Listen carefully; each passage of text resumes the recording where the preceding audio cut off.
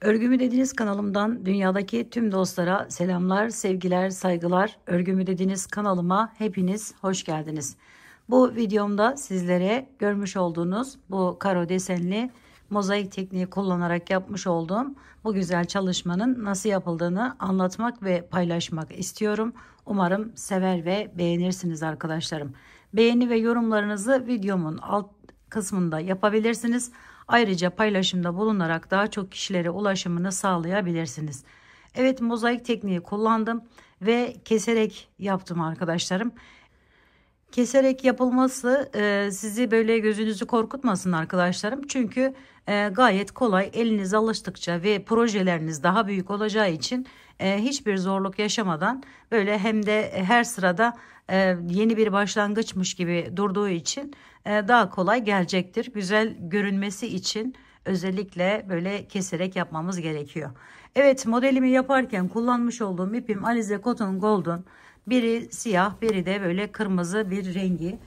Kırmızı 56 numara, diğeri ise 60 numara arkadaşlarım. Tığım ise 3 milim oldu. Şimdi şöyle söylemek istiyorum. Zincir kaç tane çekeceğiz derseniz, ne projesi yapacaksanız ona göre zincirler çekin. Ama şuna dikkat edin arkadaşlarım. Şu arada 25 tane 24 tane zincir var. Yani şuradan şu arası 24 tane arkadaşlarım. Şu ara. Daha sonra burası başlıyor. Buradan burası yine bir 24. Yani 24 24 24 gidecek. En son olarak 5 tane şurası için, şu kenarda kalan yerimiz için zincir çekmemiz gerekiyor. 24 24 24, bir de 2 tane de kenarları için yapacağız. Artı 7. 24 24 24 artı 7 şeklinde zincir çekmemiz gerekiyor. Evet, şimdi ben sizlere arkadaşlarım şurayı anlatsam yeterli olacaktır. Bakın, hem kapanışı var, buradan da açılışını yapacağız. Yani 24 tane önce bir zincir çekelim, sonra da artı 7 yapalım arkadaşlar. Şöyle zincirler çekiyorum. 1 2 3 4 5.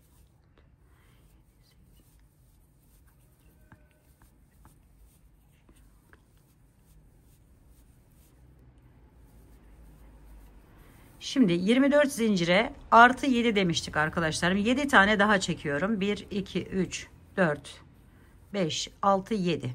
Sonra bir tane fazladan şöyle çekelim ve hemen ilk zincirin içerisinden giriş yapıp hepsini sık iğne ile devam edelim.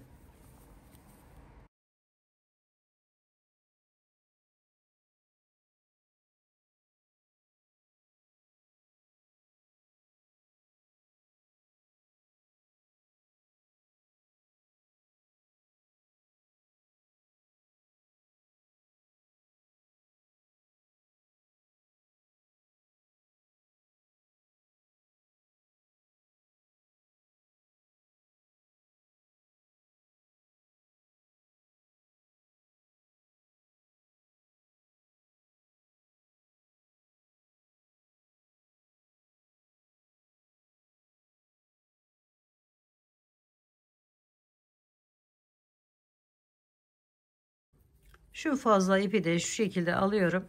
Bakın, burası çok kolay. Bir tane zincir çektim. Şimdi bu ipimi kesiyorum.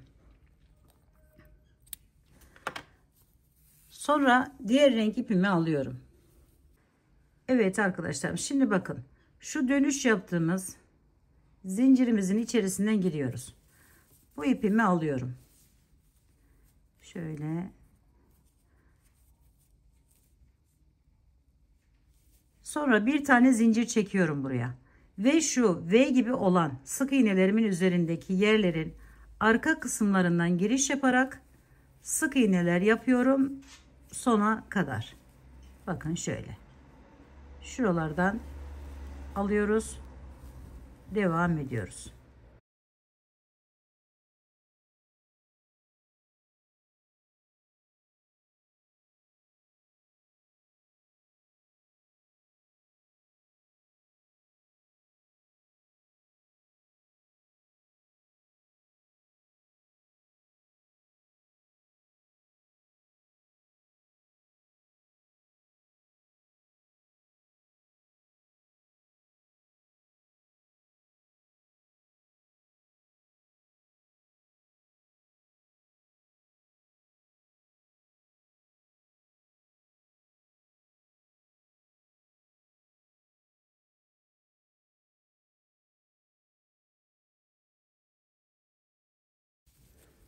Şimdi sona gelirken şöyle bu ipimizi fazla bıraktığımız altta daha sonra uğraşmamak amaçlı onu içerisine alıyorum ve onunla bu şekilde devam ediyorum. Sonra bakın şu son yerin ikisinin içerisinden arkadaşlar şöyle alıyorum ve sık iğnemi yapıyorum. Sonra bir tane zincir çekiyorum ve bu ipimi kesiyorum. Şöyle bir görüntü elde ettik. Şimdi modelin yapımına başlıyoruz. Bu ipimi aldım. Yine bakın şu burayı da gösterelim. İlk yerden girişimizi yapıyoruz. Sonra bir tane şöyle bağlıyoruz ve buraya bir zincir çekiyoruz önce. Sonra hemen yanındaki yerden giriş yaparak buraya sık iğnemizi yapıyoruz. Sonra üzerine bir alıyorum. Ve ilk kutucuğu oluşturmak için bakın şöyle alttan isterseniz bu şekilde isterseniz şu şekilde giriş yaparak altta bıraktığımız yerden alıp bir tane ikili trabzan yapıyoruz. Sonra 3 tane sık iğne yapıyorum. Şöyle 1 2 3. Sonra bir tane ikili trabzan yapıyorum. Alttan 3 tanesini atlayarak arkadaşlarım. Şöyle göstereyim. 1 2 3 atladık. Dördüncünün bakın şöyle alabilirsiniz. Bir de şu şekilde de alabilirsiniz. Bir tane buraya ikili trabzan yapıyorum. Bir tane sık iğne yapıyorum. Hemen yanına birini atlıyorum aradan. Bir tane ikili trabzan. Sonra bir tane yine sık iğne yanındaki yere. Sonra bir ikili trabzan daha yapıyorum. Ve şurayı bakın şöyle göstereyim. Şurayı tamamlamış oluyorum. Şimdi arkadaşlarım 3 tane 1 2 3 tane sık iğne ile devam ediyorum. Bakın şurayı yapmak için. Sonra bir tane buraya ikili trabzan yapıyorum. 3 tane kırmızı bakın şunu yapmak için 3 tane sık iğne yapıyorum. 1 2 3. Sonra bir tane ikili trabzan yapıyorum. 3 tane tekrardan aynı buradaki gibi şu tarafı yapmak amaçlı 3 tane sık iğne yapıyorum. 1 2 3. Sonra tekrar buraya geçiyoruz arkadaşlarım. Aynı şurayı yaptığımız gibi oraya da önce bir tane ikili trabzan yapıyoruz. Sonra bir tane sık iğne yapıyoruz. Bir ikili trabzan daha yapıyoruz. Bir tane alttan da atlayarak şöyle. Sonra bir ikili trabzan, pardon sık iğne. Bir tane daha ikili trabzan yapıyorum. 3 tane sık iğne ile devam ediyorum.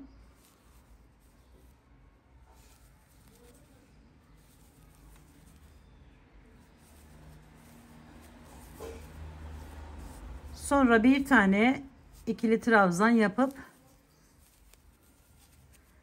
buradaki şurayı tamamlıyorum arkadaşlar.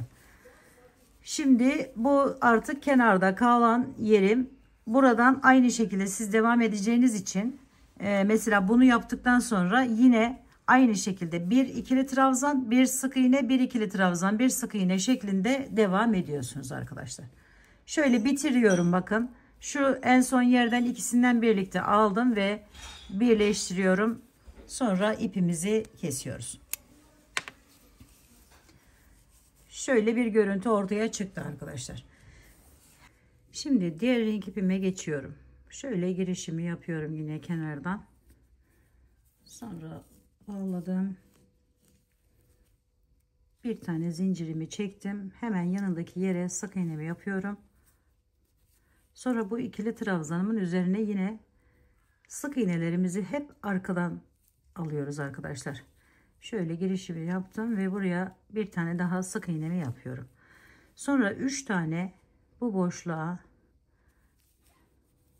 ikili trabzan yapıyoruz. 1 2 3. Hemen yanına gelen yere ikili trabzanımın üzerine sık iğnemi yapıyorum. Sonra üzerine bir alıp buraya bir tane ikili trabzan yapıyorum. Sonra 3 tane sık iğne yaparak devam ediyorum. 1 2 3. Sonra bu boşluğa arkadaşlar tekrar 3 tane şurayı yapıyoruz şu anda. 3 tane ikili trabzan yapıyoruz. 1 2 3. Sonra devam ediyorum. 3 tane sık iğneden sonra üzerine bir alıyorum. Hemen bu boşluğa bir tane ikili trabzan yapıyorum. Sonra 3 tane sık iğne ile devam ediyorum. 1 2 3. Şimdi şurayı yapıyoruz. Bakın şu boş yeri şöyle 3 tane buraya ikili trabzan yapıyorum.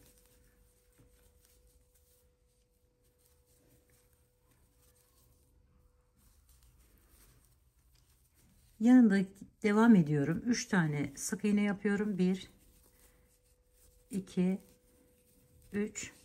Sonra bir tane buraya ikili trabzanımı yapıyorum. Aynı buradaki gibi arkadaşlar.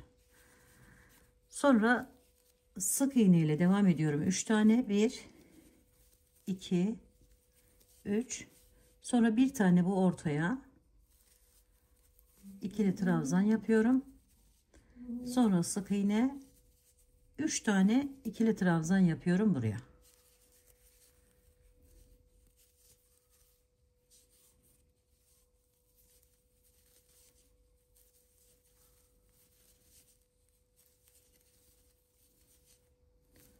Sonra sık iğne ile devam edip bitiriyoruz. Burayı da burası gibi yapalım arkadaşlarım. Şöyle bir tane sık iğne yaptım. Bu kenardan giden yerimizde tam olarak olmuş olsun. Şöyle iki tanesini içerisine girdim ve bir tane sık iğnemi yaptım, bitiriyorum. Evet, bu şekilde devam ediyor bu rengimizde bu sıramız. Sonra diğer sıraya geçiyorum hemen. Şöyle aldım. Yine buradan normal girişimizi yapıyoruz.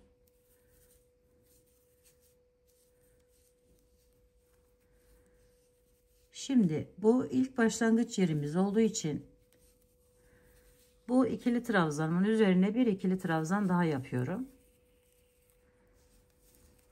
Sonra bu üçünün üzerine sık iğne yapıyorum. Mozaik tekniğinin şöyle bir özelliği var arkadaşlar.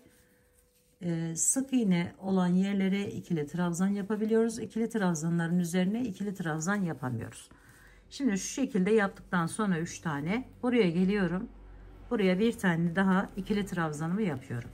Sonra bir tane araya sık iğne, bir ikili trabzan, buraya kutucuk oluşturuyoruz. Bir sık iğne,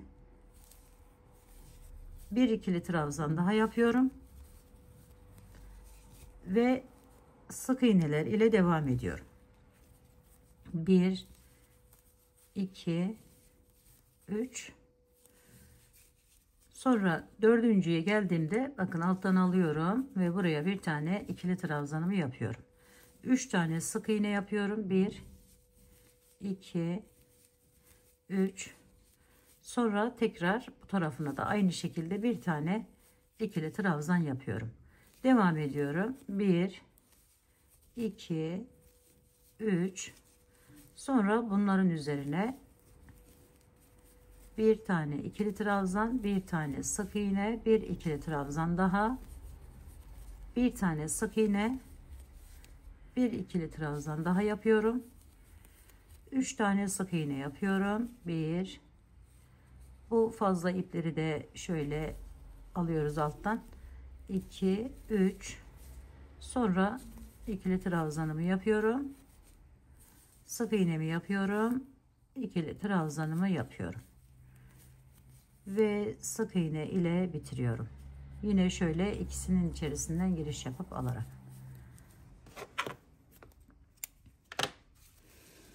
Evet, bakın şöyle bir görüntü oldu arkadaşlarım.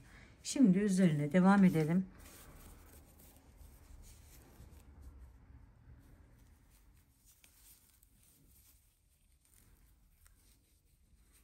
Sık iğneler ile devam ediyoruz. Hiç ikili trabzan yapmadan bu üçlünün üzerine de geçiyoruz.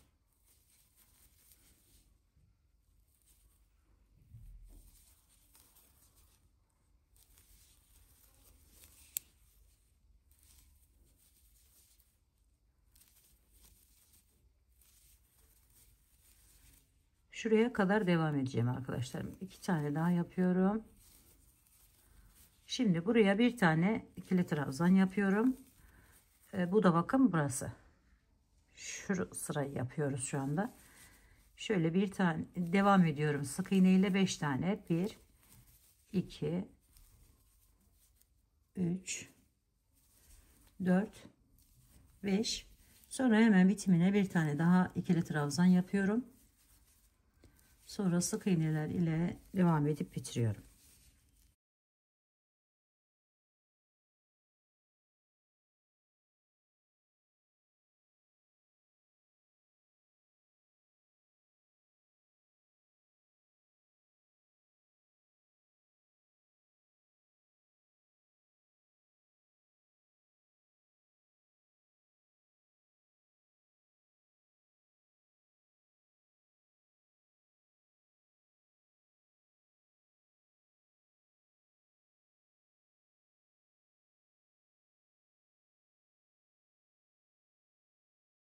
Evet, bakın şöyle bir görüntü elde ediyoruz. Şimdi siyah rengimi aldım. Kenar girişini yaptıktan sonra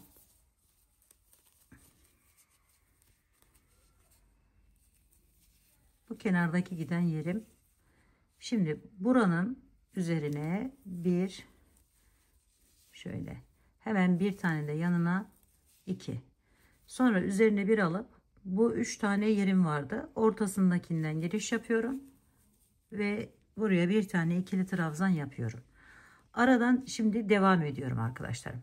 Buradan başlıyorum. 1 2 3 4 ve 5. 5 tane sık iğne yaptım araya. Sonra üzerine bir alıp bu ikili trabzanın üzerinden giriş yapıyorum. Buraya bir tane ikili trabzan, bir tane sık iğne, tekrar bir ikili trabzan daha yapıyorum.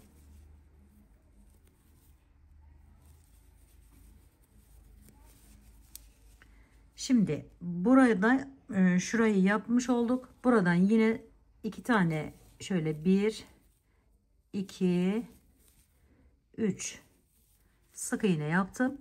Yine bu üçlünün ortasına geliyorum ve buraya da aynı şekilde bir tane ikili trabzan yapıyorum. Yine devam ediyorum. 3 tane 1 2 3. Yine buraya bir tane ikili trabzan, bir tane sık iğne, bir tane ikili trabzan. Yani bir kutucuk oluşturuyorum arkadaşlar. Ve bu oluşturmuş olduğumuz kutucuk bakın şöyle basamak basamak giderek burada birleşiyor. Aynı zamanda birazdan burada da bir yer açacağız. Şöyle şimdi bunu burada yapacağız artık. Çünkü burası yarım olacağı için şöyle yarım olacak. Yarısı burada, yarısı burada olacak. Evet, şimdi buraya bir tane ikili trabzanımızı yapıyoruz.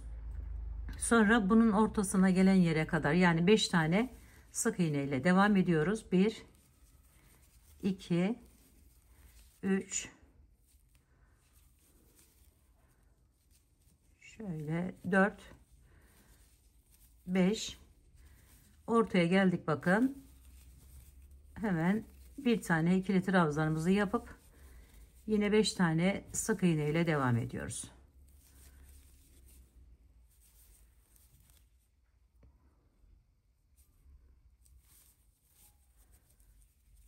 Bitirdik bu rengimizi de.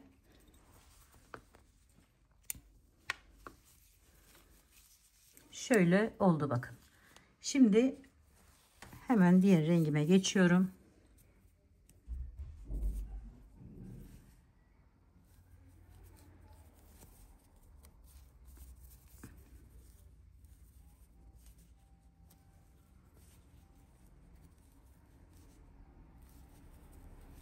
Sık iğneler ile devam ediyorum arkadaşlarım.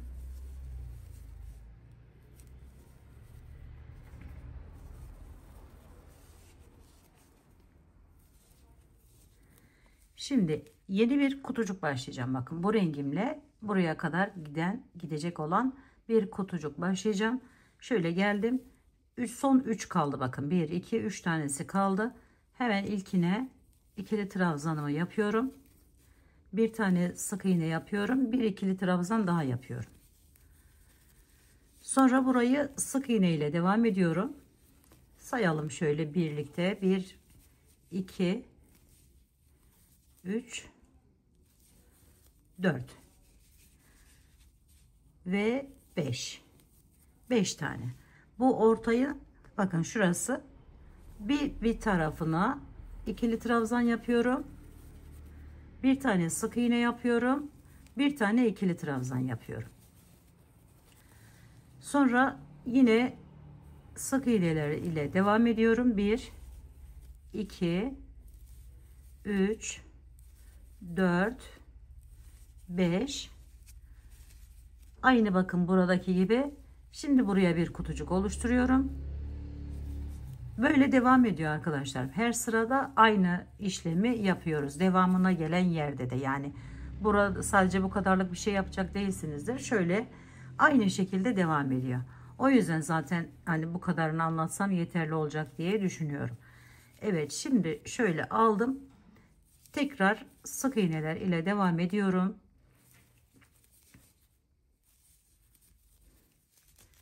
Bakın burası da mesela aynı, şuraya yaptığımız işlemi buraya da yaptık. Burada da var, bakın burada da var. Yani bir devamında yine aynı şekilde devam edecek arkadaşlar. Evet, şimdi devam edelim. Şöyle sık iğneler ile bitirip diğer rengimize geçelim.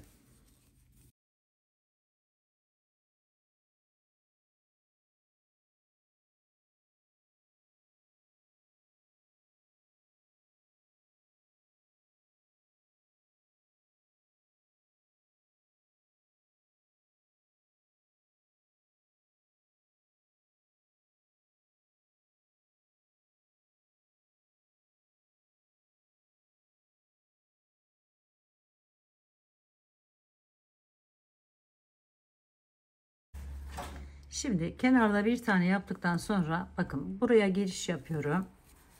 Bir tane ikili trabzan, buraya 2 tane kutucuk oluşturacağım. Bir sık iğne, bir ikili trabzan daha yapıyorum. Sonra bir sık iğne, bir ikili trabzan daha yapıyorum. Bunun üzerine sık iğne ile geçiyorum. 1 2 3 4 ve 5 tane sık iğne yaptım arkadaşlar. Sonra üzerine bir alıyorum. Hemen bu kutucuğumu bir daha kaydırma yapıyorum. Şöyle bir ikili trabzan, bir sık iğne, bir ikili trabzan daha yaptım. Bakın şöyle 3 tane sık iğne yapıyorum buraya. 1 2 3. Sonra üzerine bir alıp bir tane ikili trabzan, bir tane sık iğne, bir ikili trabzan da bu tarafına devam ediyorum. Araya geçiş yapıyoruz. Şimdi arayı sık iğne ile geçiyoruz. 5 tane olacak şekilde sık iğnelerimizi yaptık. Bakın şurada yaptığımız işlemin aynısını şimdi bu tarafa yapacağız. Bir tane ikili trabzan, bir tane sık iğne, bir tane ikili trabzan, bir tane sık iğne, bir ikili trabzan daha yapıyorum ve burayı da bu şekilde tamamlamış oluyorum. Evet, şimdi bu sırayı da o şekilde tamamladık.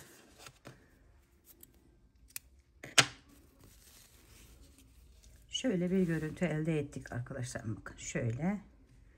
Şimdi diğer rengimizi alıyoruz hemen.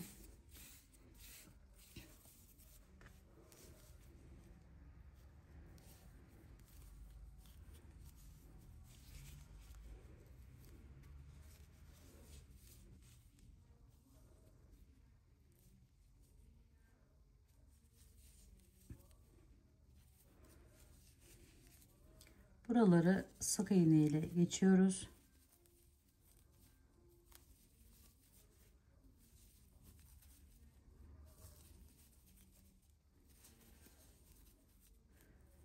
Bu kutuyu, şunu kaydırmak için bir tane daha ilerliyorum ve bakın şuradan alıyorum.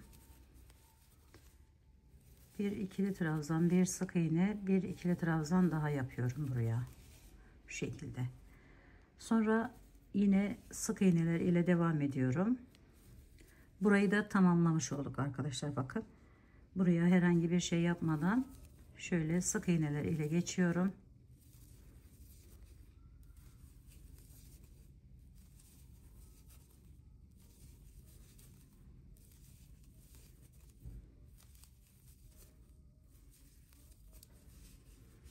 Şimdi bu tarafına da aynı şekilde bir kutucuk daha yapıyorum.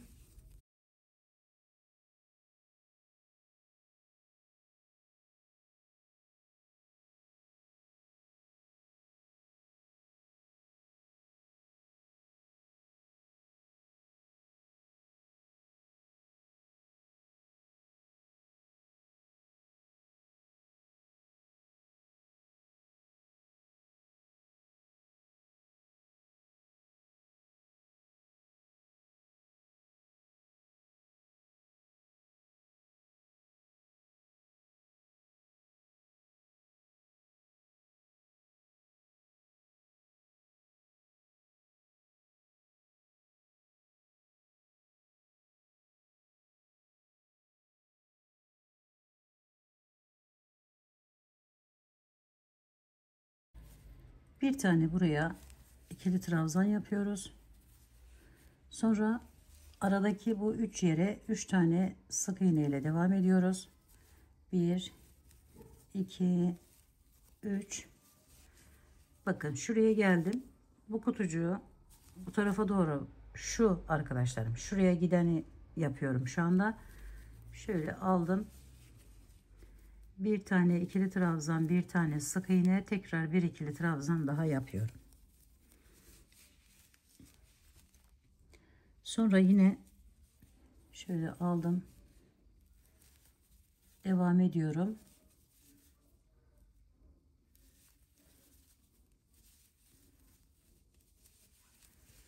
Buraya geldiğimizde bir aldım üzerine. Buradan girişimi yapıyorum. Bir tane ikili trabzan. Bir tane hemen yanına sık iğne. Bir tane ikili trabzan tam ortaya. Bir sık iğne.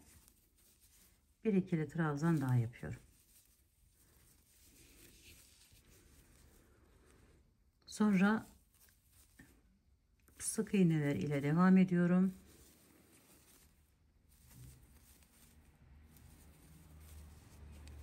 Buraya bir tane ikili trabzan, bir tane sık iğne, bir tane ikili trabzan daha yapıyorum. 3 tane sık iğne yapıyorum. 1 2, şunu da alalım alta. 3. Sonra buraya bir tane ikili trabzan, bir tane sık iğne, bir tane ikili trabzan yapıyorum ve sık iğne ile bitiriyorum.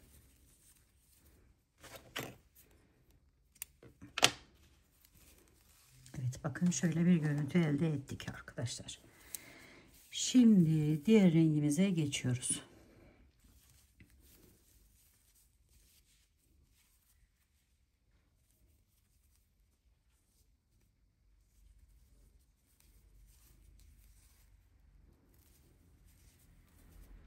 Burada şöyle göstereyim. Bakın şurayı yapacağız.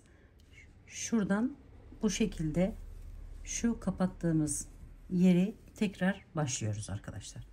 Şöyle bir tane ikili trabzanımı yapıyorum. Bir tane sık iğnemi yapıyorum. Bir tane ikili trabzan daha yapıyorum.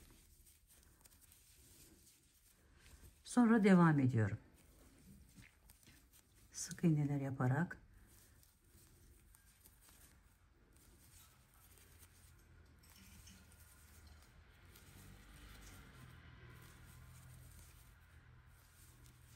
şimdi buraya geldiğimizde bu kutucuğu şöyle kapatıyoruz artık. Bir tane yapıyoruz.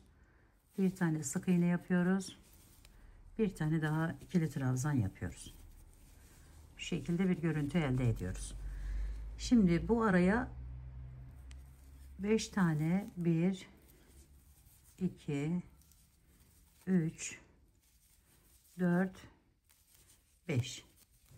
5 tane sık iğne yapıyoruz. Sonra tekrar bu tarafına bir tane kutucuk yapıyoruz.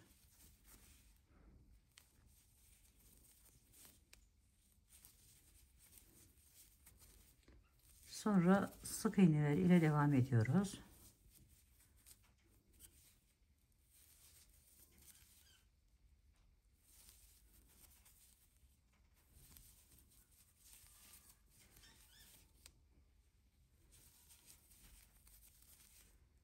Bir tane sık iğne, bir ikili trabzan, bir tane pardon ikili trabzan, sık iğne, ikili trabzan ve sık iğneler ile burayı da bitiriyoruz.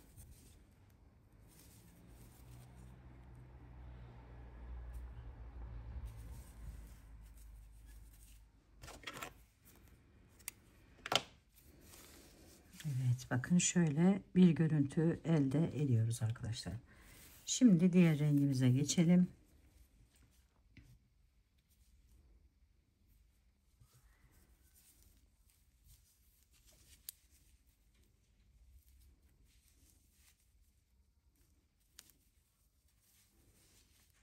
Buraya şöyle bir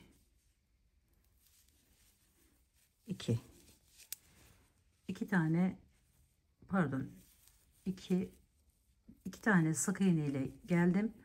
Bu ortada bıraktığım boşluğa şunu alta alalım. Bir tane ikili trabzan yapıyorum. Sonra sık iğne ile devam ediyorum. 1 2 3 sonra üzerine bir aldım. Buradan giriş yapıyorum. Bir ikili trabzan, bir tane sık iğne, bir ikili trabzan daha yapıyorum. Sonra sık iğneler ile devam ediyorum. 1 2 3 4 ve 5 tane bakın. Sonra üzerine bir alıp bu tam ortaya bir tane ikili trabzan yapıyorum. Bu da burası oluyor arkadaşlar, bakın şurası. Buraya kadar gelmiş oluyoruz. Sonra devam ediyorum sık iğne ile.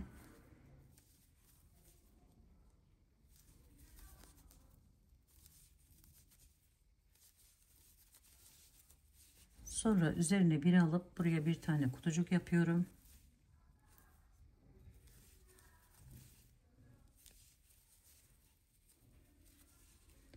Sonra 1 2 3 tane sık iğne yapıp bir tane tam ortaya ikili trabzan yapıyorum. Sık iğne ile devam ediyorum. Ve buraya da bir tane şöyle ikili trabzanımızı yapıp sık iğne ile bitiriyoruz.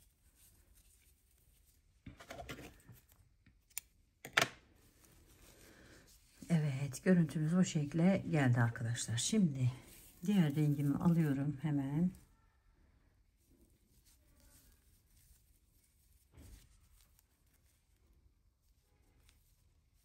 Bir tane sık iğnemi yaptıktan sonra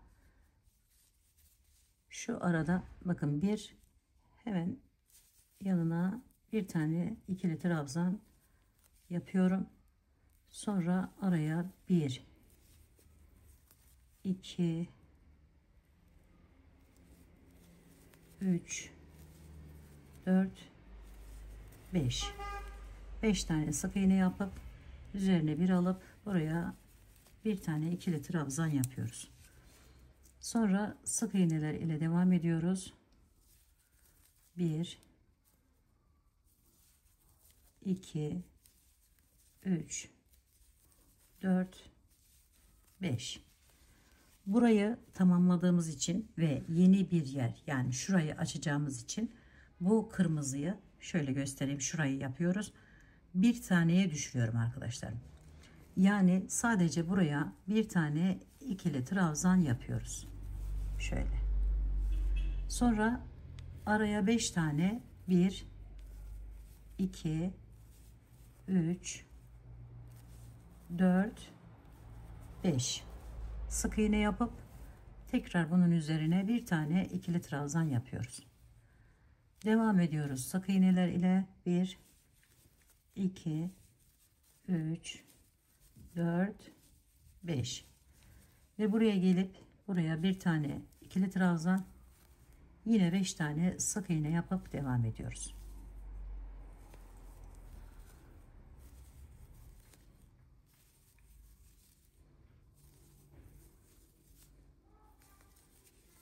Bir tane ikili trabzan ve son yere de 2 tane sık iğne ile tamamlıyoruz. Evet, bakın şöyle bir görüntü elde ediyor.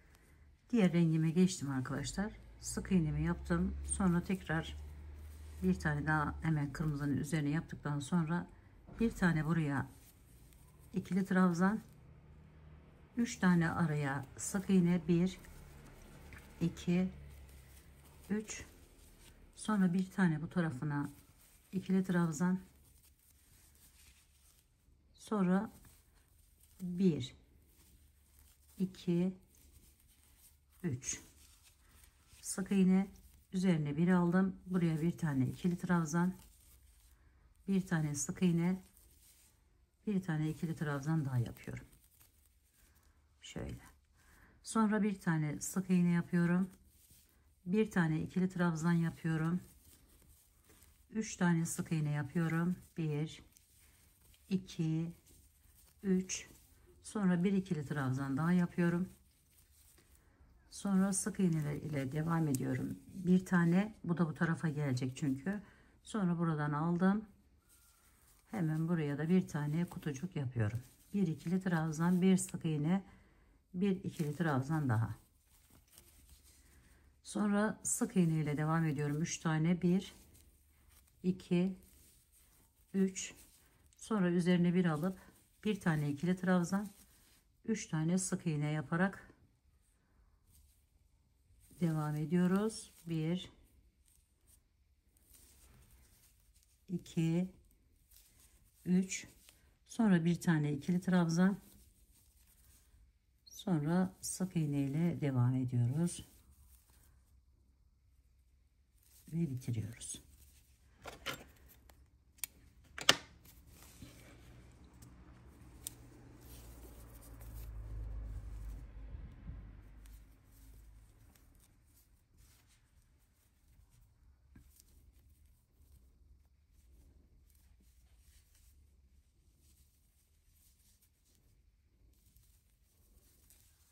Şimdi bu bıraktığımız boşluğa 3 tane ikili trabzan yapıyoruz önce. 1, 2, 3. Bakın şöyle bir görüntü elde ettik. Sonra 1,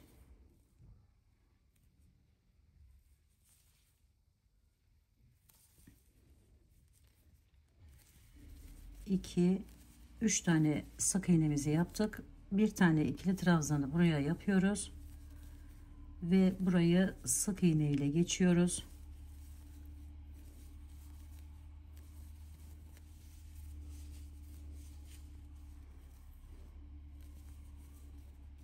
Beş tane oldu. Sonra 3 tane buraya ikili trabzanımızı yapıyoruz.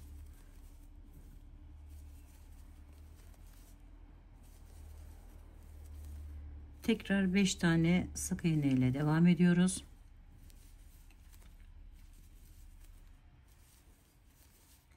Sonra bir tane buraya ikili trabzan yapıp 3 sık iğne ile devam ediyoruz.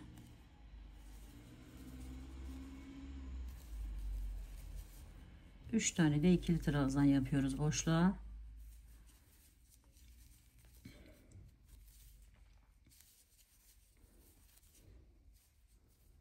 Sık iğne ile bitiriyoruz.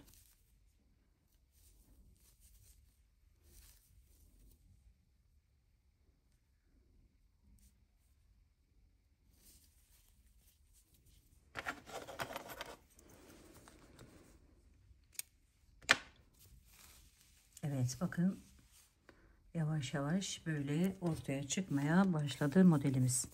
Şimdi bu rengimizi aldık. Önce bağlayalım şöyle. Sık iğne yapıyorum.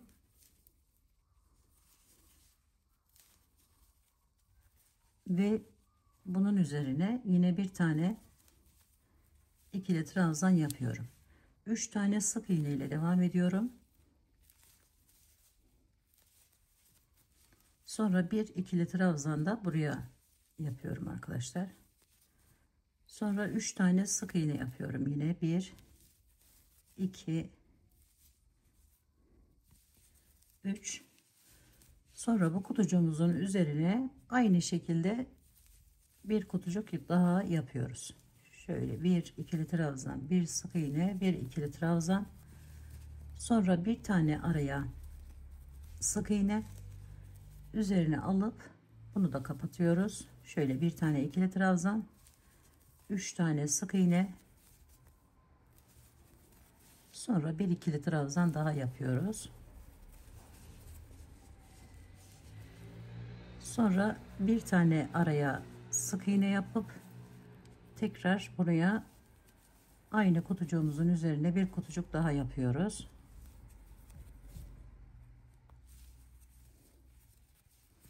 Şu şekilde. Sonra sık iğne ile devam ediyoruz. 1 2 3. Sonra burayı kapatıyoruz yine. 1 2 3 tane sık iğne yapıyoruz. Sonra bir ikili trabzan, bir sık iğne, bir ikili trabzan daha yapıyorum ve bitiriyorum. Bakın şöyle artık şuraya gelmiş oluyoruz arkadaşlar. Şimdi diğer rengimize geçelim.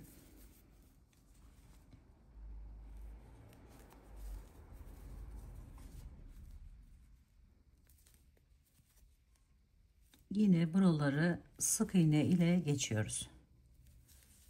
İkili trabzan yapmadan.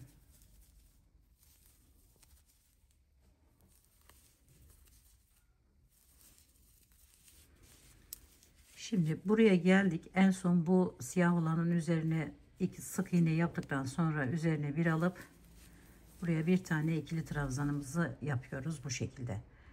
Sonra sık iğne yaparak devam ediyorum. 1 2 3. Bu araya arkadaşlarım yine şöyle 1 2 devam ettim. Yani 5 tane sık iğne yapıyorum buraya. Sonra bu ikisinin tam birleşim yeri, yani arasındaki bir olan yere bir tane ikili trabzan yapıyoruz. Sonra sık iğne ile devam ediyoruz yine. 2 3 4 5. Sonra üzerine bir alıp bir de bu tarafına ikili trabzan yapıyoruz. Sonra yine 5 tane sık iğne ile devam ediyoruz. 1 2 3 4 5. Bir tane buraya ikili trabzan yapıyoruz. Aradaki bu beşliğe 5 tane sık iğne yapıyoruz. 1 2 3 4 ve 5. Sonra bu boşluğa giriş yapıp bir tane buraya ikili trabzan yapıyoruz. Aynı bu tarafındaki gibi arkadaşlar. Sonra sık iğne ile bitiriyoruz.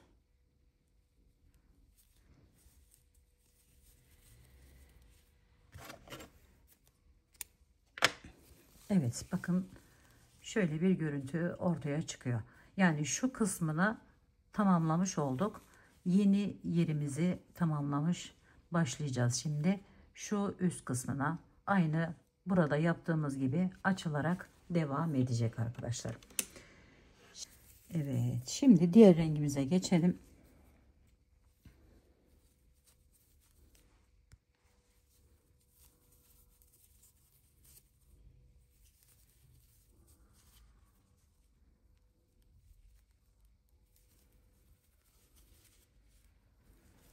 Buradan sık iğne ile devam ediyorum.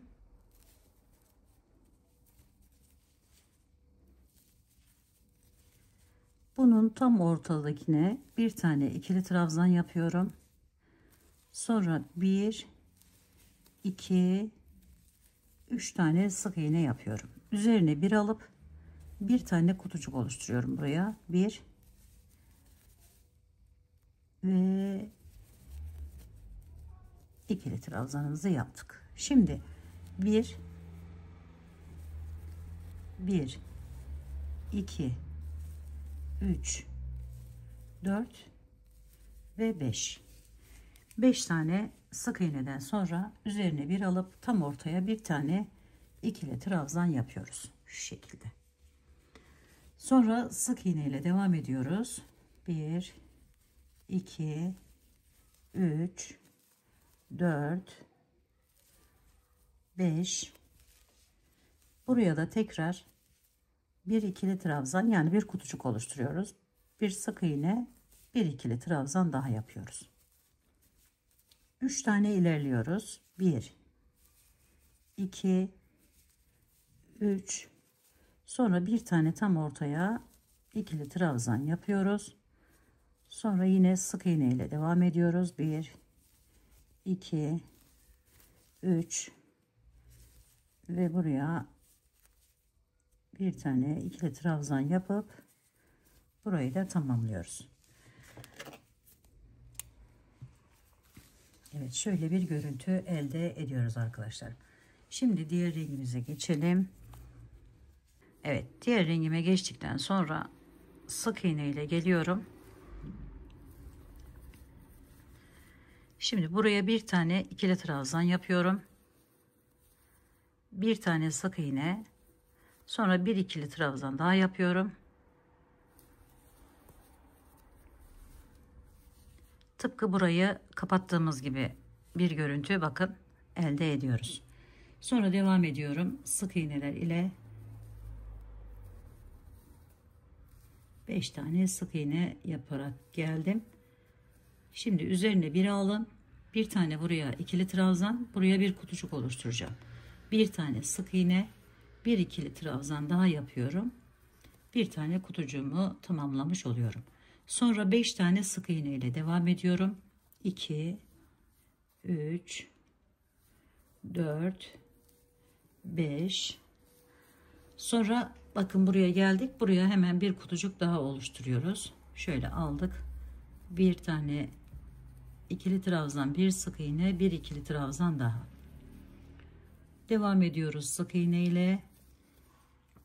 5 tane yapacağız. 2 3 4 5 sonra bir tane ikili trabzan yapıyoruz buraya. Bir tane ortaya sık iğne, bir ikili trabzan daha ve burayı da bu şekilde tamamlamış oluyoruz. Sık iğneler ile bitiriyoruz.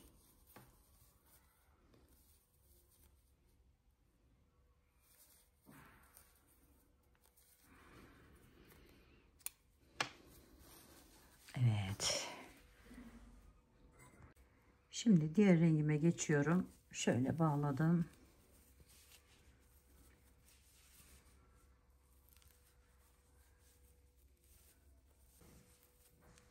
Üzerine bir alıp hemen yanına bir tane ikili trabzanımı yapıyorum. Sonra araya bir tane sık iğne, bir kutucuk oluşturuyorum yani. Sonra tekrar bu tarafına bir tane ikili trabzan yapıyorum. Sonra 3 tane sık iğne ile devam ediyorum.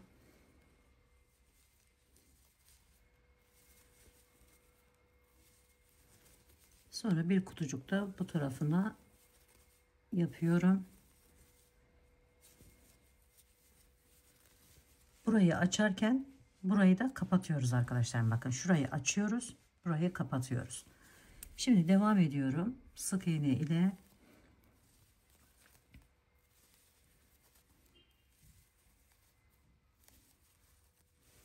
evet, şimdi üzerine bir aldım.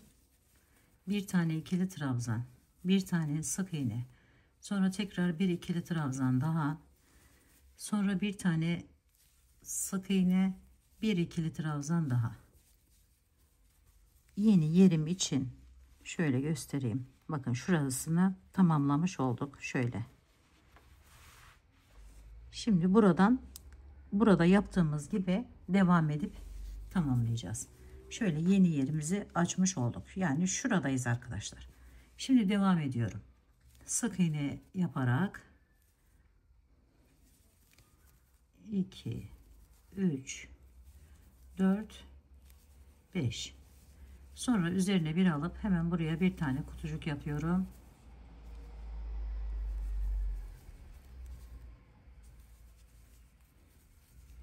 Araya yine 3 tane sık iğne yapıyorum.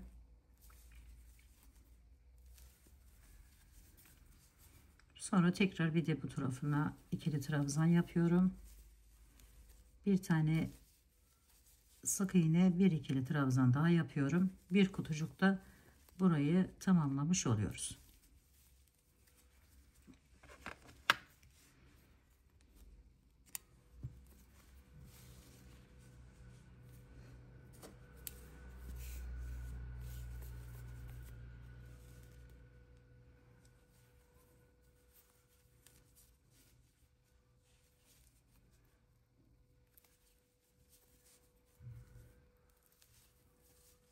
Sık iğneler yaparak devam ediyorum.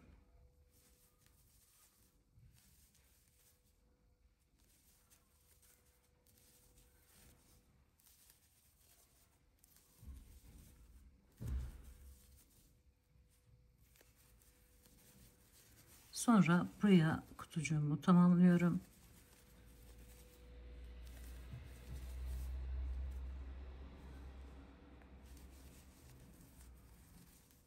Bu arayı sık iğne ile geçiyorum.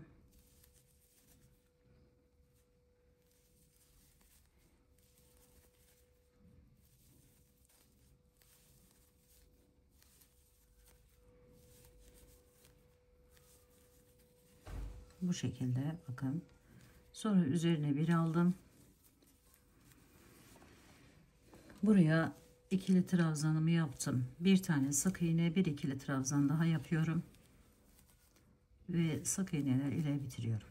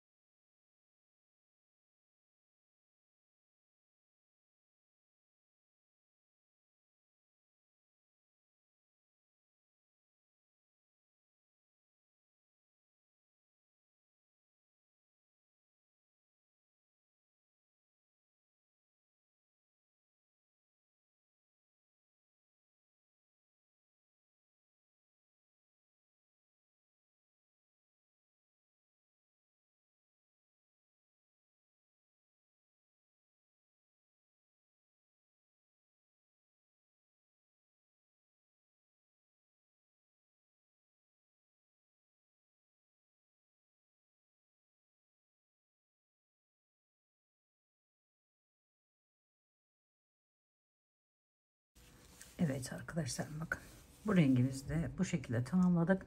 Burayı da tamamlamış olduk. Aynı zamanda şimdi bakın şurası burası haline geldi.